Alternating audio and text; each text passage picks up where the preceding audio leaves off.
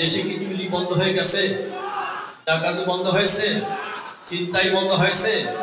চাঁদাবাজি বন্ধ হয়েছে? ঘুষ বন্ধ হয়েছে? কোনো কিছু বন্ধ হয় নাই। কারণ সংস্কারের অভাবে। আজ পুলিশ প্রশাসন যদি সংস্কারের আওতায় আসতো, আজকে এই দৃশ্য দেখা লাগতো না। ইসলামী আন্দোলন বাংলাদেশ কি চেয়েছে? সুন্দর সুস্থ একটা নিরপেক্ষ নির্বাচনের পরিবেশ গায়। এই জন্য একটা সিস্টেমের কথা বলা হয়েছে, পিয়ার সিস্টেম।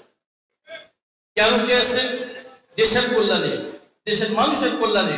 আমরা জানি যে পদ্ধতিতে এই যাবৎকালীন নির্বাচন হয়েছে, এই পদ্ধতিতে নির্বাচন হওয়ার কারণে ফ্যাসিস্ট তৈরি হয়েছে, সন্ত্রাসী তৈরি হয়েছে, দুর্নীতিবাজ তৈরি হয়েছে, দেশের লক্ষ লক্ষ কোটি কোটি টাকা বিদেশে পাচার হয়েছে।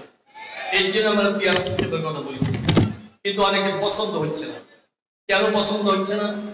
তারা চায় এক ন্যায় কত কাজ করতে, তারা স্বেচ্ছাচারিতা চায়, এদেশের মানুষকে তারা অবৈধভাবে শাসন করতে চায়। আর আমরা বলেছি একটা জাতীয় সরকার নিতে হবে, সবাই মিলে দেশটাকে সুন্দর করতে হবে। এই দাবিকে আমাদের অন্যায়, কিন্তু পছন্দ করবে না যা জানি।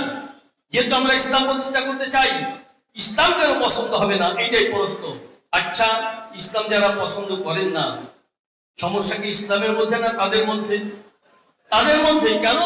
তারা জানে ইসলাম প্রতিষ্ঠা হলে আর চুরি করা সম্ভব হবে না, ডাকাতি করা সম্ভব হবে না, চাঁদাবাজি করা সম্ভব হবে না, দুর্নীতি করা সম্ভব হবে না, ঘুষের কারবার করা সম্ভব হবে না। এই জন্য ইসলামকে তারা ভয় করতেছে। তৃতীয় দেশের মানুষ এখন বিকল্প সত্য দেখতে চায়।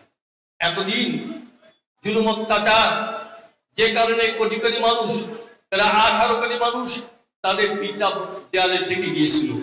যখন আর সহ্য করতে পারে নাই, তখন তারা ময়দানে নেমে এসেছে। সেই ময়দানে নামার পর 5ই আগস্ট সংগঠিত হয়েছে। আজ 5ই আগস্ট যদি সংগঠিত না হতো, এই সমাবেশ করা কঠিন ছিল, চিন্তাও করা যেত না। এই জন্য আমরা চেয়েছি সুন্দর একটা রাষ্ট্র গড়বার জন্য পিয়ার সিস্টেমের মাধ্যমে একটা জাতীয় সরকার গঠন হয়। আগামীতে যেন মানুষকে এই দৃশ্য দেখতে না হয়, রাত্রে গুম হবে, দিনে খুন হবে, আর অন্যায় জুলুম চলতে থাকবে। এটাই দেশের মানুষ চায় না। সুন্দর সুস্থ একটা সুন্দর নির্বাচনের মাধ্যমে দেশে একটা ভালো সরকার আসবে। আমরা যেন এমন একটা সরকার পাই যে সরকার এসে ন্যায় প্রতিষ্ঠা করবে, ইনসাফ প্রতিষ্ঠা করবে, জুলুম করবে না, অত্যাচার করবে না, হয়রানি করবে না। এমন আমরা সরকার দেখতে চাই। আল্লাহ পাক আমাদেরকে এই দিনের পথে ইসলামের জন্য খেদমত করার তৌফিক দান করেন, মেহনত করার তৌফিক দান করেন। বিশেষ করে যুবকদের উদ্দেশ্যে বলতে চাই, যুবকদের উদ্দেশ্যে বলতে চাই, আপনারা কি ক্লান্ত হয়ে গেছেন? ক্লান্ত হয়ে গেছেন? ইসলামের জন্য আরো কুরবানি দিতে হতে পারে, এমনকি রক্ত ঝরানো লাগতে পারে।